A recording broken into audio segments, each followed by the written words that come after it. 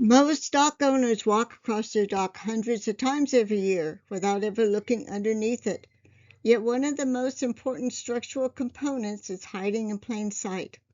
Cross bracing doesn't support the weight of your dock. It keeps your dock from twisting, leaning, and literally tearing itself apart under wind, waves, boat impacts, and ice.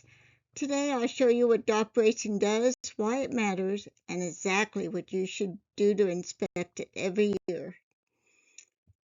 Cross bracing consists of diagonal structural members installed between dock framing members to resist lateral, which is side-to-side movement, and prevent racking.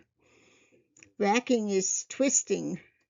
Cross braces help keep the dock frame square when it's subjected to wind, waves, currents, ice, boat impact, or uneven loading. Cross bracing may be installed as a single diagonal brace or as two intersecting braces that form an X. In an X brace, one diagonal typically carries tension while the other carries compression, allowing the frame to resist forces acting from either direction. Together, the braces transfer loads through the frame and reduce twisting, leaning, and distortion. Cross braces are commonly constructed from pressure-treated lumber, galvanized steel, aluminum, or steel rods with adjustable tension hardware, depending on the dock design. You want to inspect for loose or missing fasteners, bent or damaged braces, cracked welds on metal docks, split or deteriorated wood members, corrosion, loose tension rods or cables, braces that no longer form a straight line, and signs of racking despite the presence of bracing. Knee bracing. A knee brace is a short diagonal member installed between a vertical piling or post and a horizontal beam. Knee braces reinforce the connection by reducing movement and transferring lateral loads away from the joint. Unlike cross bracing, which stabilizes an entire section of dock framing, knee braces strengthen individual post-to-beam connections. Knee braces are commonly installed at approximately 45 degrees, although angles between 45 degrees and 60 degrees are often used depending on the dock design and available space. Wood docks typically use pressure-treated lumber, while steel and aluminum docks use welded or bolted metal braces.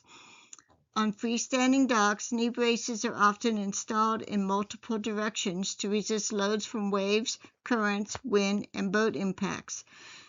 You want to inspect for loose connections, missing bolts or fasteners, racked or split braces, rot or decay in wood, corrosion on metal braces, cracked welds, bent or distorted members, separation at the beam or piling connection. Fixed docks rely on pilings driven into the seabed or riverbed for stability. These pilings support the dock and resist movement caused by waves, currents, wind, boats, and changing water conditions. When strong horizontal forces act on a fixed dock, the rectangular frame formed by the pilings, beams, and deck naturally tends to distort into a parallelogram. This deformation is known as racking. Bracing prevents racking by dividing each rectangular section into two triangles. Triangles are inherently rigid because their angles cannot change without changing the length of one of their sides. Rectangles, on the other hand, can deform into parallelograms if they're not braced. This is why triangles are widely used in engineering and architecture to create strong, stable, and lightweight structures.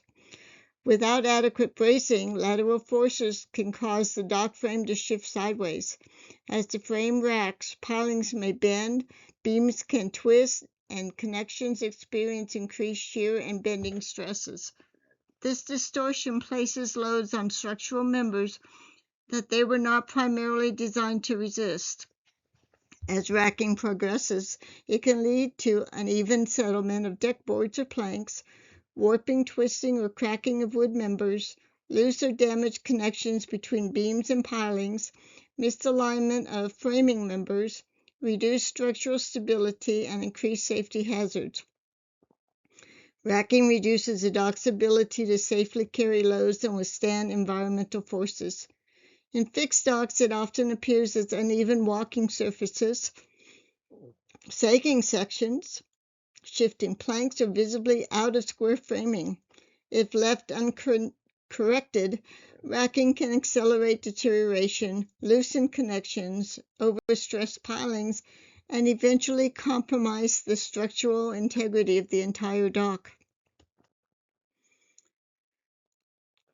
So the red arrows in these diagrams represent the four primary sources of lateral or horizontal forces acting on a fixed dock. So the wind load. Strong winds apply horizontal pressure to the dock and its pilings. Without adequate bracing, the dock frame can rack, causing beams and connections to shift out of alignment. Cross bracing helps keep the frame square and transfers wind loads throughout the structure. Wave load, which is a cyclic loading. As waves pass the dock, they repeatedly push and pull against the structure.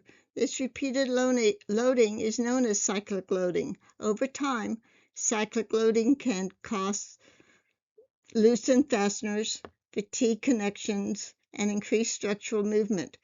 Cross-bracing reduces this movement by stiffening the dock frame and distributing the wave forces more evenly. Boat impact.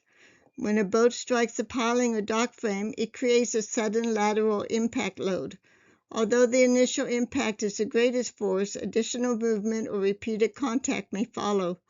Cross-bracing helps absorb and distribute these impact forces, reducing twisting, racking, and damage to structural connections. Ice load. As water freezes, expands, shifts, and breaks apart, ice can exert significant horizontal forces on pilings and dock framing. Repeated freeze-thaw cycles may also cause ice to grip and release structural members, creating additional stresses. Cross-bracing distributes these loads throughout the dock frame, helping resist racking, distortion, and structural damage. Some common inspection points when bracing is added are loose bolts, missing braces, split timber, rot, corrosion, loose connections, bent steel, cracked welds. Bracing only works when every connection works. Here's the dock bracing force path. As wind pushes against the dock, the lateral force is transferred into the deck surface and then into the stringers. Stringers are horizontal structural members that run parallel to the decking between the beams and the deck boards. They are an essential part of the dock's structural framework because they transfer loads from the decking to the supporting beams. Stringers help distribute the weight of people, equipment, and boats evenly across the dock structure, reducing stress on any single support point. They also support the decking, helping prevent sagging, movement, and uneven walking surfaces. By tying the decking to the structural frame, stringers help keep the dock level and stable over time. From the stringers, the wind force is transferred to the beams. The beams distribute the load to the dock's cross-bracing and pilings. The cross-bracing resists lateral movement by keeping the frame square and preventing racking, while the pilings carry the remaining loads into the lakebed or seabed, where they are safely resisted by the foundation. Your dock may look perfectly fine from above, but the real structural health is often hidden underneath. Spending a few minutes inspecting your bracing each year can help you catch small problems before they become expensive repairs. That's exactly why I created the dock inspection checklist to help you know what to look for, one component at a time. If you would like a copy of the dock inspection checklist and/or a copy of Why Dock Bracing Matters blog, send an email to pj@pennyvaledocks.com with these two titles, and they will be sent to you.